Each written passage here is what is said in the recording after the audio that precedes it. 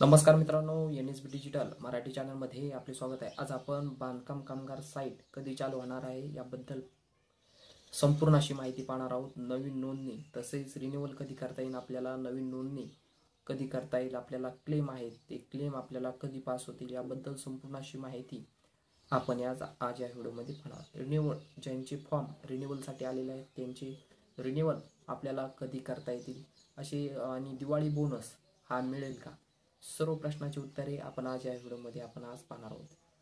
तर मित्रांनो, बांधकाम कामगार साईट आचारसंहिताच्या काळामध्ये बंद असते, तर निवडणूक आहेत त्या निवडणुका झाल्यानंतरच ही बांधकाम कामगार साईट चालू होणार आहे। आचारसंहिता संपल्यानंतरच बांधकाम कामगार साईट आपण त्यानंतरच नवीन 20 तारखेला आपलं मतदान आहे। 20 तारखेच्या नंतरच मतदान झाल्यानंतर विधानसभा 20 तारखेच्या नंतर जे विधानसभाचं मतदान आहे ते मतदान झाल्यानंतरच बांधकाम कामगार साईट ही चालू होणार आहे। आचारसंहिता संपल्यानंतर बांधकाम कामगार साईट ही चालू होणार आहे। तर बांधकाम कामगार साईट ही 1 डिसेंबर रोजी सुरळीतपणे अशी बांधकाम कामगार साईट ही चालू होणार आहे। त्यानंतर आपल्याला आपण नवीन नोंदणी तसेच नवीन रजिस्ट्रेशन अशा प्रकारची सर्व कामे आपल्याला करता येणार आहेत। ही महत्त्वपूर्ण माहिती होती मित्रांनो। बांधकाम कामगार साईट कधी चालू होणार आहे याबद्दल मी तुम्हाला सांगितलं आहे। त्यासाठी नवीन असाल तर आपल्या NSB डिजिटल मराठी चॅनलला सबस्क्राईब करायला विसरू नका।